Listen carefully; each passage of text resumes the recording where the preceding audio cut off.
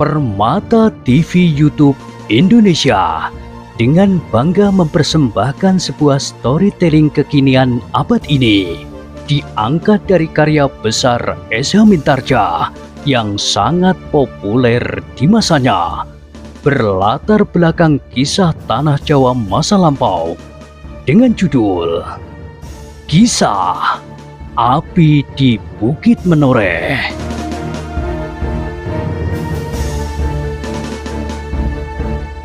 Pada kesempatan yang sangat baik ini, kita masuk pada episode yang ke-706. Selamat menikmati.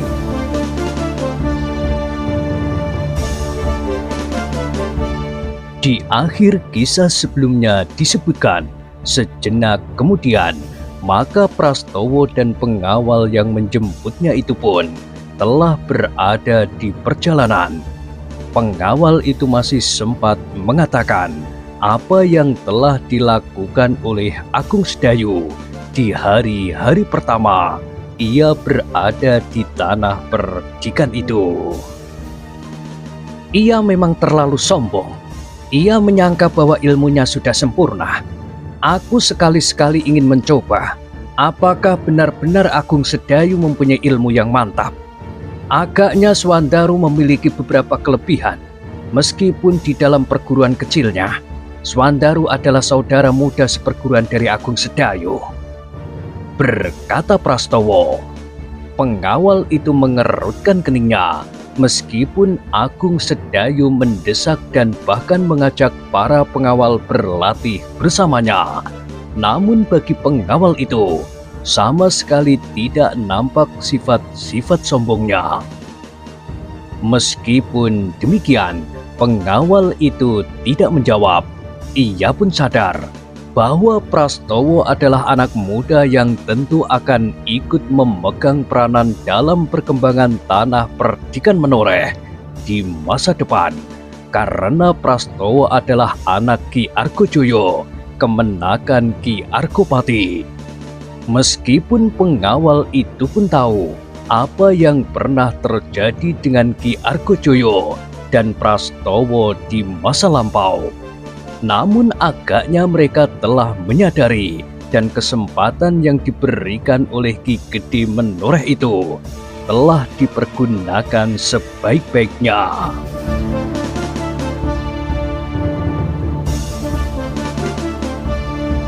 Jarak yang mereka tempuh memang tidak begitu jauh.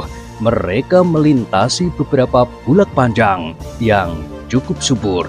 Meskipun demikian, di luar sadarnya, pengawal itu berkata, Agung Sedayu menjadi kecewa bahwa beberapa dari parit-parit kita menjadi kering.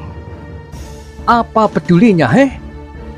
Tiba-tiba saja nada suara Prastowo meninggi. Ia mulai menghina. Ia tentu akan mengatakan bahwa tanah perdikan Menoreh sekarang mengalami kemunduran. Bukankah begitu? Pengawal itu tidak menyahut. Gila! Aku benar-benar ingin melihat apakah ilmunya benar-benar sudah mantap.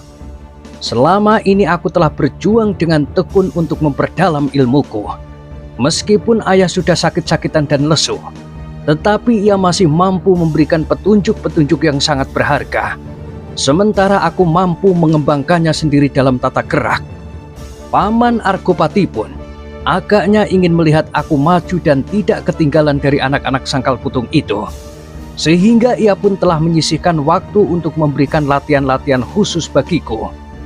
Mungkin guru anak-anak Sangkal Putung itu lebih banyak waktu untuk memberikan latihan-latihan. Tetapi aku menganggap cara itu adalah cara kekanak-kanakan. Mereka masih harus dituntun dari gerak yang satu kepada gerak yang lain, dari perkembangan ke jenis perkembangan berikutnya.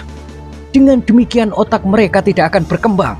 Mereka hanya dapat mempergunakan apa yang pernah mereka pelajari dari gurunya. Pengawal itu mengerutkan keningnya. Ia tidak tahu kenapa tiba-tiba saja Prastowo menunjukkan sikap yang kurang senang kepada Agung Sedayu. Tetapi mungkin Swandaru berbuat lain. Katanya tiba-tiba. Pikirannya lebih hidup dan cita-citanya agak lebih mantap dari kakak seperguruannya yang ragu-ragu dan sombong itu.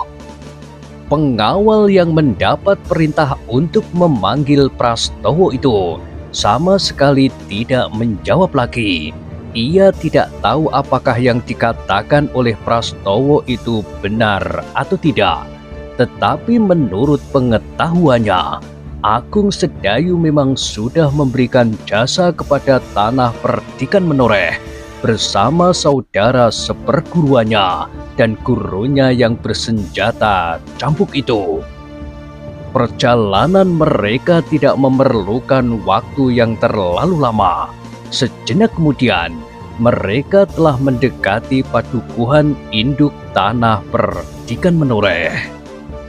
Perjalanan mereka terhenti ketika mereka melihat di pinggir padukuhan sekelompok anak-anak muda yang berlatih di bawah rimbunya sebatang pohon munggur yang besar. Prastowo berhenti di dekat mereka.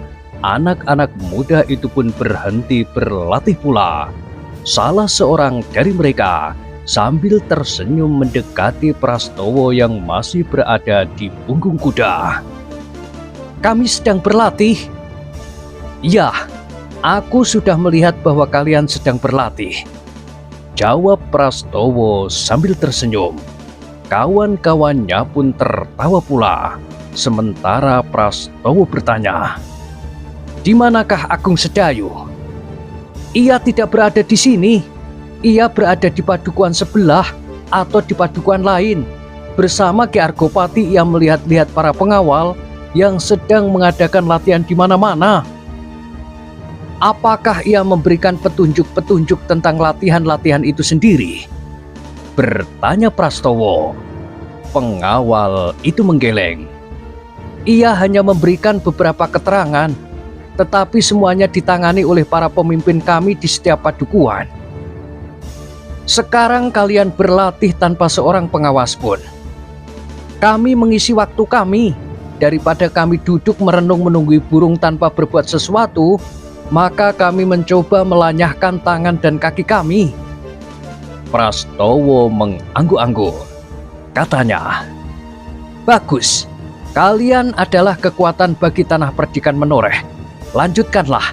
Peningkatan kemampuan setiap orang berarti peningkatan kemampuan seluruh tanah Perdikan ini."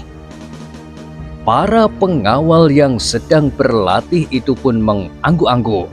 Keterangan Prastowo itu membuat mereka semakin bergairah untuk meneruskan latihan mereka. Setelah beberapa saat lamanya mereka seolah-olah sedang beristirahat. Sepeninggal Prastowo, para pengawal itu telah tenggelam lagi dalam latihan yang lebih bersungguh-sungguh. Mereka bukan saja berlatih dengan tangan, tetapi mereka berlatih dengan mempergunakan senjata-senjata mereka masing-masing.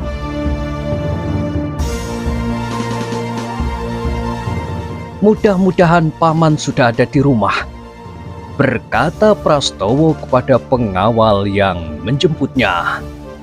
Seandainya Ki Gede tidak ada, tentu para pengawal mengetahui kemana ia pergi. Tetapi menurut para pengawal, paman pergi berkeliling bersama Agung Sedayu, sahut Prastowo. Pengawal yang menyertainya tidak menjawab, tetapi kepalanya terangguk-angguk kecil. Memang mungkin sekali Ki Argopati sedang berkeliling dari padukuhan yang satu ke padukuhan yang lain.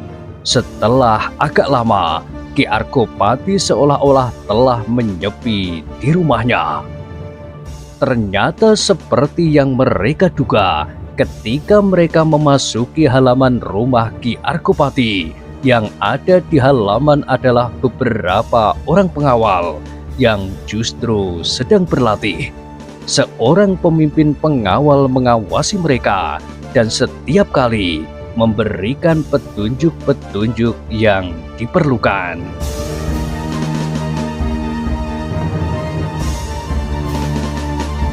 Ketika Prastowo datang, maka pemimpin pengawal itu menyongsongnya sambil berkata, "Marilah, sayang sekali, Ki Gede dan Agung Sedayu sedang melihat-lihat berkeliling."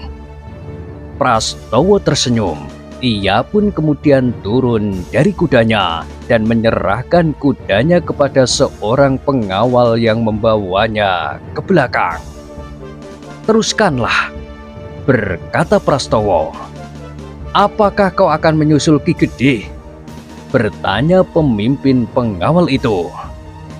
"Tidak, nanti aku justru akan berselisih jalan. Aku akan tetap di sini menunggu paman pulang.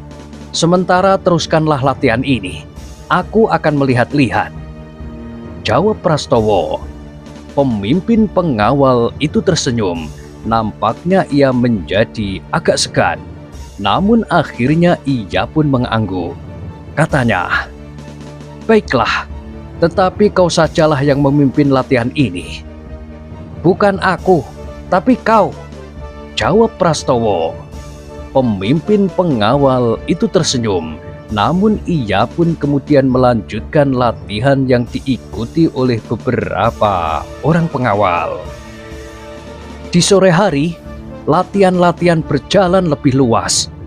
Berkata salah seorang pengawal yang tidak ikut dalam latihan itu karena ia harus berjaga-jaga di regol. Prastowo mengangguk. Katanya, "Latihan-latihan ini akan segera menjalar ke padukuhan-padukuhan yang agak jauh dari padukuhan induk. Di padukuhanku, latihan-latihan belum lagi mulai, tetapi agaknya para pemimpin pengawal telah mendapat penjelasan yang sama dengan kalian." "Ya, kami telah mendapat penjelasan yang sama. Mungkin hari ini atau nanti malam, latihan-latihan itu akan dimulai." Prastowo mengangguk-angguk. Sekilas ia membayangkan bahwa para pengawal di padukuhan tentu mempunyai kemampuan yang lebih baik. Di saat lampau, jika ia kebetulan berada di rumahnya, ia selalu ikut memberikan latihan-latihan bagi kawan-kawannya di sekitarnya. Dan kini ia menyaksikan pengawal-pengawal di induk padukuhan itu sedang berlatih. Sekali-sekali ia mengerutkan keningnya. Ia merasa ikut bertanggung jawab pula atas kemampuan mereka, sehingga akhirnya Prastowo pun tidak dapat berdiam diri. Sekali-sekali ia pun memberikan beberapa petunjuk dan kadang-kadang justru terlibat pula dalam latihan-latihan dengan para pengawal itu. "Kalian masih harus bekerja keras untuk dapat mencapai tingkat kemampuan yang pernah kalian miliki," berkata Prastowo tiba-tiba di luar sadarnya. Para pengawal itu mengangguk-angguk. Peringatan itu berarti Prastowo pun telah mengakui bahwa telah terjadi kemunduran di atas tanah perdikan menoreh itu.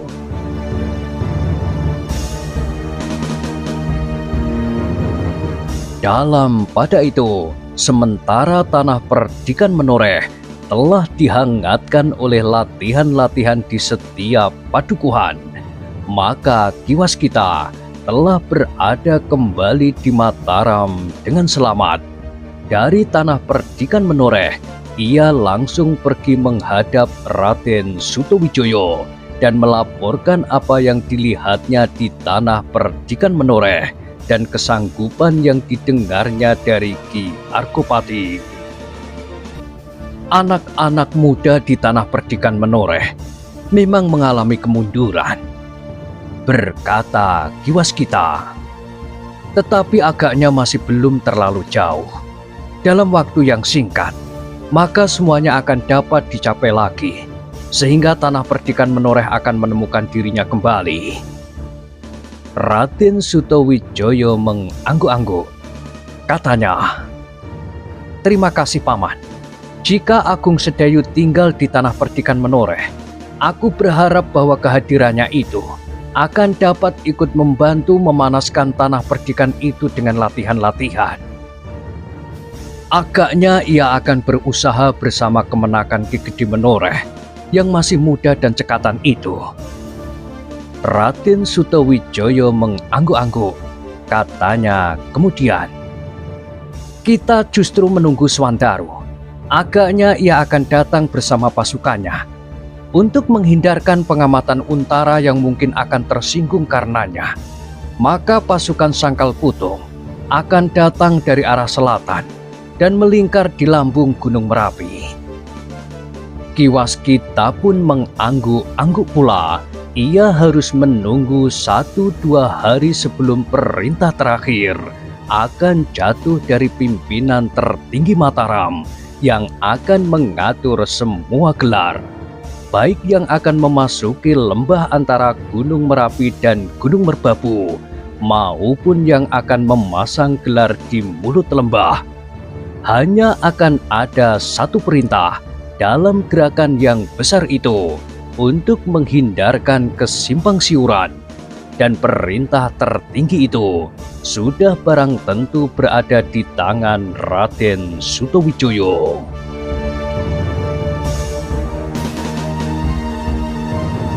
Sementara itu, agaknya Swandaru pun menyadari bahwa pasukannya tentu sudah ditunggu.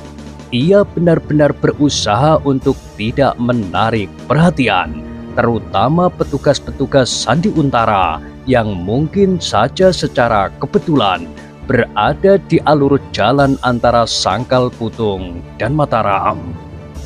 Setelah ia berhasil mengumpulkan sepasukan yang kuat, meskipun ia tidak melupakan keamanan Sangkal Putung sendiri sepeninggalnya, maka Swandaru dan Kiai Gringsing pun mulai mengatur keberangkatan dari pasukannya ke Mataram. Tetapi seperti yang sudah diperhitungkan, maka Pandanwangi dan Sekar Mirah telah berkeras untuk ikut serta bersama pasukan itu. Betapapun Swandaru dan ayahnya mencoba untuk mencegahnya, tetapi keduanya memaksa untuk ikut serta pergi ke medan. "Aku akan berada di belakang garis perang. Jika tidak diperlukan, aku tidak akan mengganggu," berkata Pandanwangi. "Iya, aku akan menunggu perintah." "Sekarang kau sudah tidak menurut perintah," berkata Swandaru. Tetapi Sekar Mirah menggeleng. Katanya, "Sekarang belum mulai. Aku akan menempatkan diri di bawah perintahmu setelah kita berada di lembah. Apalagi aku ingin melihat keadaan guru." Swandaru menarik nafas dalam-dalam. Adalah wajar sekali jika Sekar Mirah ingin melihat gurunya yang terluka cukup parah, meskipun tidak berbahaya dan tentu sudah berangsur baik.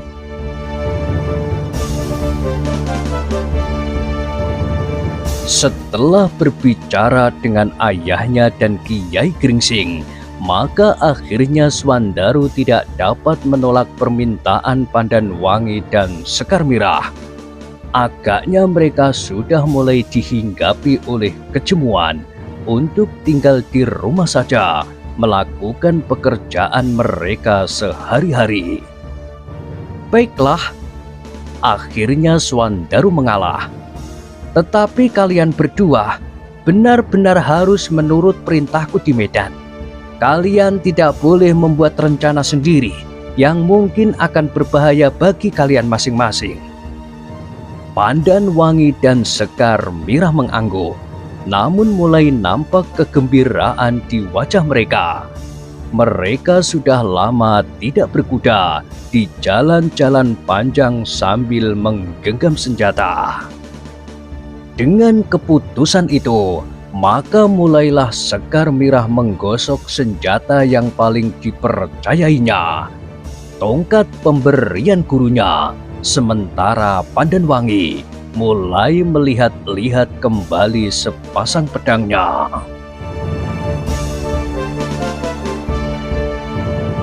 Dengan demikian maka Sangkal Putung pun telah mulai mempersiapkan diri. Swandaru yang tidak dapat langsung berangkat ke Mataram masih harus mengatur tugas para pengawal yang ditinggalkannya. Bahkan tugas pengawalan Kademangan tidak hanya dibebankannya kepada pengawal yang tinggal sedikit, tetapi dibebankannya kepada setiap laki-laki. Ayah dan Ki Jogoboyo akan mengatur kalian jika kalian harus mempertahankan Kademangan ini dari gangguan siapapun, berkata Swandaru kepada para pengawal. Setelah semuanya dianggapnya selesai, serta jalur perintah di Kademangannya sudah tersusun jika para pengawal terpilih telah meninggalkan Kademangan, maka mulailah Swandaru itu bersiap-siap untuk berangkat ke Mataram. Seperti yang direncanakan, maka pasukannya mulai berangkat menjelang petang, sekelompok demi sekelompok, sehingga jika seseorang melihat atau bertemu di perjalanan, mereka tidak akan langsung tertarik perhatiannya. Apalagi Swandaru telah membagi jalan pula. Sebagian harus melalui jalan kecil di bagian selatan, jalan yang kurang menarik, tetapi cukup lebar dan rata. Jalan yang akan bertemu dengan jalan yang biasa dilalui dalam perjalanan ke Mataram menjelang alas Tambak Boyo. Mudah-mudahan pasukan ini tidak terganggu di perjalanan, berkata Swandaru. Aku kira tidak, Swandaru, sahut Kiai Gringsing. Nampaknya daerah ini cukup tenang. Kesibukan di lembah antara Gunung Merapi dan Gunung Merbabu itu belum terasa sampai ke daerah ini, sehingga orang-orang yang melihat sekalipun tidak akan membayangkan bahwa akan terjadi sesuatu yang akan dapat menentukan masa depan daerah selatan ini. Swandaru mengangguk-angguk. Ia sependapat dengan gurunya. Karena itu, maka ia pun yakin bahwa perjalanannya itu akan ikut serta menentukan. Namun demikian, sekali-kali terbersit pula di angan-angannya tentang sekelompok orang-orang yang mengaku dirinya dan berpakaian seperti para perwira prajurit Pajang. Jika tidak dibantu oleh Kiai Gringsing, Ki Waskita dan Agung Sedayu yang melintas di jalan yang sama, meskipun berlawanan arah, maka ia dan Ki Sumangkar sudah tidak akan dapat melihat medan di lembah antara Gunung Merapi dan Gunung Merbabu itu. Ketika hal itu dinyatakan kepada gurunya, maka Kiai Gringsing berkata, "Mereka mencari Ki Sumangkar. Tetapi jika orang-orang mereka itu tidak segera kembali apapun hasilnya, maka mereka tentu akan mengambil sikap lain," sahut Swandaru. Itulah sebabnya Mataram tergesa-gesa mengambil keputusan sebelum mereka mengambil sikap yang lain itu. Swandaru mengangguk-angguk.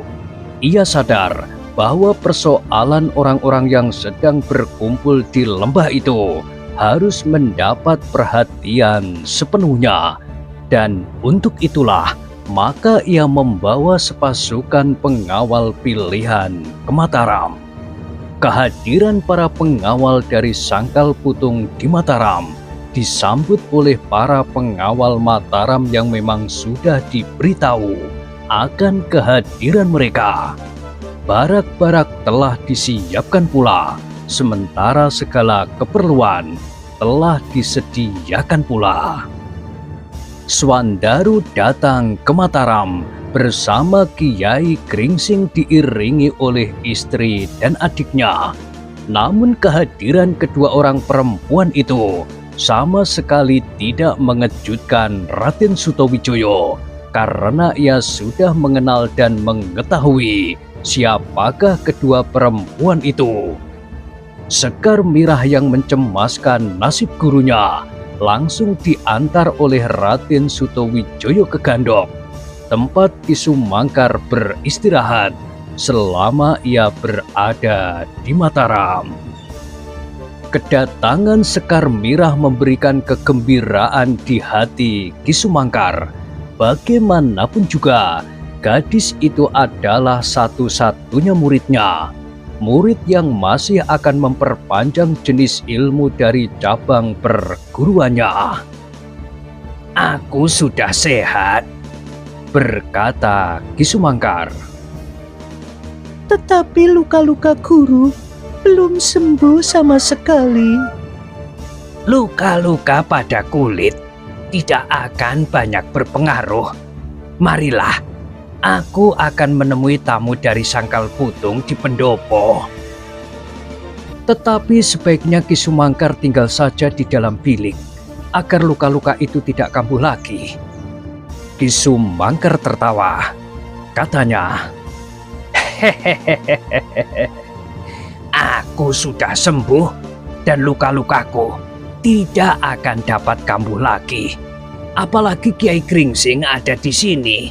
Ia akan dapat memberikan obat untuk luka-lukaku, meskipun seandainya harus kambuh lagi." Raden Sutawijaya dan Sekar Mirah tidak dapat mencegahnya. Ki Sumangkar pun kemudian ikut bersama mereka ke pendopo, menjumpai para pemimpin pengawal dari Sangkal Putung yang ikut menghadap Raden Sutawijaya di rumahnya.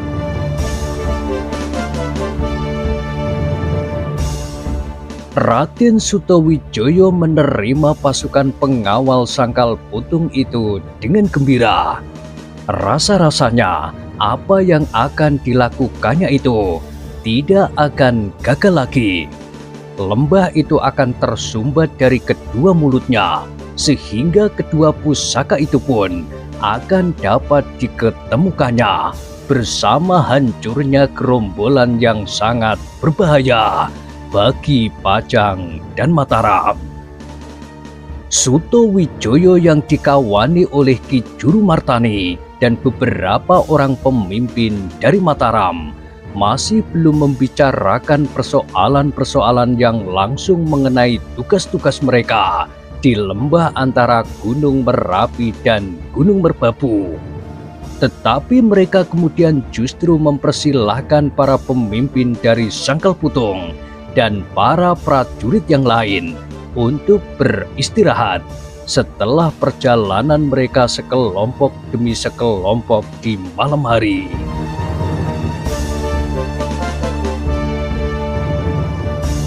Namun agaknya bagi Ki Waskita yang sudah lebih dahulu berada di Mataram, semuanya sudah jelas. Tugas yang besar itu akan benar-benar mereka laksanakan dalam waktu dekat, apalagi setelah pasukan pengawal Sangkal Putung hadir di Mataram. Meskipun demikian, Ki Waskita masih harus menunggu pembicaraan yang masak antara para pemimpin Mataram dan Sangkal Putung. Hasil pembicaraan itu akan dibawanya ke Menoreh dan merupakan ketentuan waktu yang harus dipegang bersama-sama. Demikianlah, setelah pasukan pengawal dari Sangkal Putung itu beristirahat, maka para pemimpin dari Mataram, Sangkal Putung dan Ki Waskita yang mewakili tanah perdikan Menoreh itu pun segera mengadakan pembicaraan. Mereka menentukan tempat dan waktu bagi masing-masing pasukannya yang akan ikut mengambil bagian dalam penyergapan di lembah antara Gunung Merapi dan Gunung Merbabu itu. "Apakah tanah perdikan Menoreh dapat diandalkan, Ki Waskita?" bertanya Swandaru tiba-tiba, seolah-olah ia dapat melihat apa yang telah terjadi selama masa-masa terakhir. Ki Waskita menarik nafas dalam-dalam, dipandanginya Pandan Wangi sekilas, namun kemudian jawabnya, "Tanah perdikan Menoreh masih memiliki kekuatan dan kemampuannya seperti semula. Swandaru mengangguk-angguk, sementara Pandanwangi menarik nafas dalam-dalam. Sebenarnya Pandanwangi juga mencemaskan keadaan tanah perdikan itu. Seolah-olah ada firasat yang mengatakan bahwa pada masa-masa terakhir tanah perdikan Menoreh itu telah dibuai oleh kelemahan justru karena ketenangannya. Aku sudah menyaksikan sendiri, berkata Ki Waskita kemudian. Di saat-saat yang sangat pendek itu, para pemimpin pengawal telah berhasil menyiapkan kekuatan yang ada di atas tanah perdikan Menoreh. Syukurlah, Raden Sutawijaya menyahut. Ia pun sebenarnya menyimpan pertanyaan serupa, tetapi ia tidak mengatakannya karena ia yakin jika ada kekurangan pada tanah perdikan itu, Ki Waskita tentu sudah mengatakannya. Jika demikian, berkata Swandaru, kita dapat menentukan segala-galanya sekarang.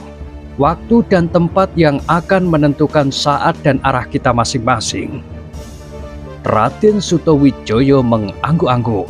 Sekilas dipandanginya Ki Jurumartani, seolah-olah hendak mempersilahkannya untuk mengambil keputusan yang akan mengikat semua pihak. Ki Juru menarik nafas dalam-dalam. Sambil mengangguk-angguk ia bergeser setapak. Ia dapat menangkap maksud yang tersirat pada tatapan mata Raden Sutawijaya.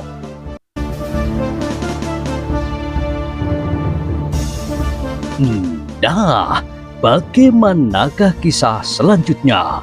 Silahkan ikuti terus kisah Api di Bukit Menoreh pada kesempatan berikutnya. Sampai jumpa.